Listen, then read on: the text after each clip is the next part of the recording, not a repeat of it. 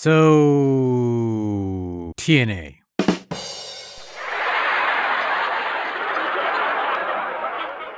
Okay, I tell a fib.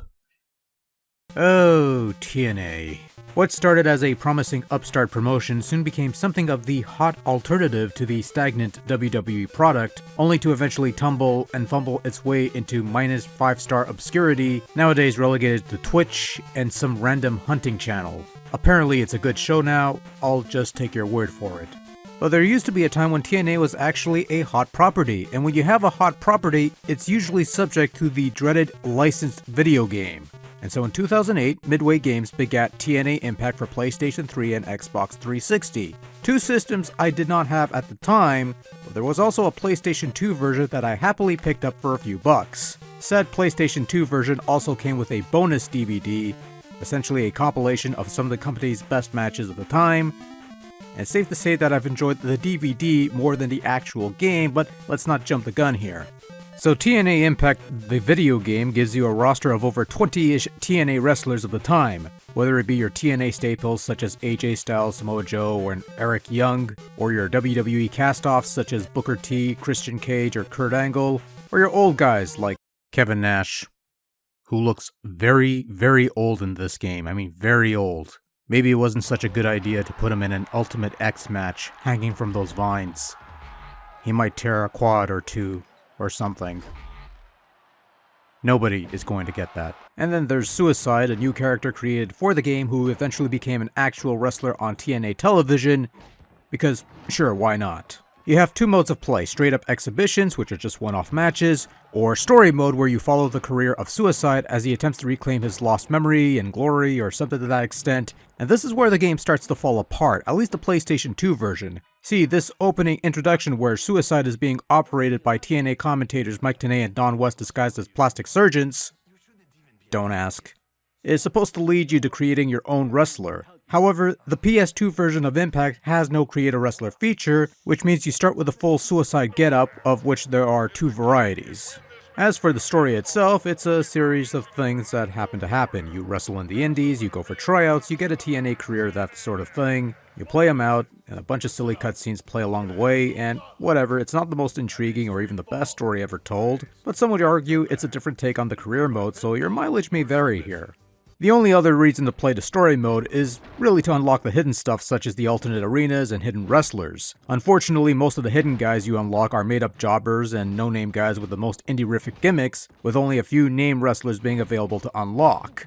My guess is this is supposed to make up for the lack of a create a wrestler feature in this version, but it's not a comparable trade-off. And while we're on the subject of the roster, where are all the women wrestlers?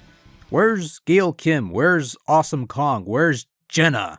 Actually, scratch that. Never mind. Whatever. Next. Anyway, onto the gameplay. There's really no point in going through match types because they're mostly variations of a similar type. Singles, tag team, 3-ways, false count, anywhere, submission, handicap, nothing too exciting or spectacular. The only noteworthy match in Impact is the signature Ultimate X match, where you climb up a pole, you hang on vines, and you try to grab the X in the middle to win the match. Beyond that, not much meat there. It's the same type of basic wrestling match you get in any of these wrestling games, except now you have a 6-sided ring, which means some slight alterations to your gaming approach, but really not by much. In fact, the only real difference between a 6-sided ring and a regular squared circle is 2 extra sides and not much else. In terms of the overall gameplay, it's a much more traditional setup in contrast to the SmackDown vs. Raw games of the time, where they assigned all the grapples to the right analog stick. Here, your face buttons serve as your strikes and grapples, and pressing these in conjunction with one of the trigger buttons will allow you to do more moves. It's a simple setup that works well enough, controls fine for the most part, and in a way I prefer this sort of setup over the analog rubbish that permeates the competition.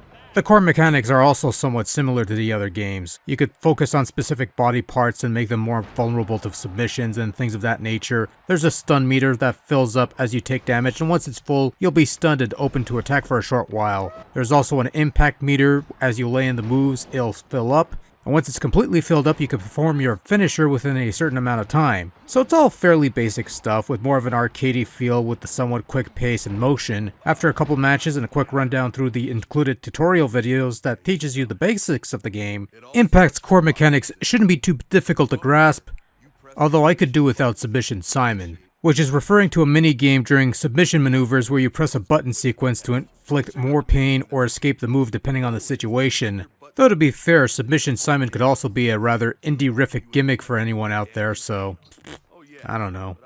Now, setting aside for the moment that this PlayStation 2 version is a scaled-down port of the game you'll find on the PlayStation 3 and Xbox 360 consoles, the graphics for TNA Impact, they're pretty good for the most part. They did a good job of recreating the Impact Zone, and then they made a whole bunch of other arenas. The wrestler models aren't too shabby, they've got enough detail, they animate as well as expected. There's the usual suspects such as clipping and awkward animation in some regards, but on the whole, the visual quality is pretty good. In terms of sound, the game has a good number of TNA theme songs along with some stock tunes here and there, a lot of it sounding like similar new rock type stuff. Naturally, your mileage is going to vary on whether this stuff is good or not, but personally, there's probably only a couple tunes out of the TNA catalog that stick to mind and the rest I could take or leave. In the meantime, you have sound effects that comprise your usual punches, kicks, slams, crunches, and stuff. There's some commentary from Tenay and West, which sounds about as good as most commentary tracks in wrestling games on the PlayStation 2.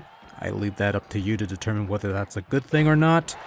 And in terms of the story mode, most of the TNA folks do their own voices, and well, that's something I suppose, and I'll just leave it at that.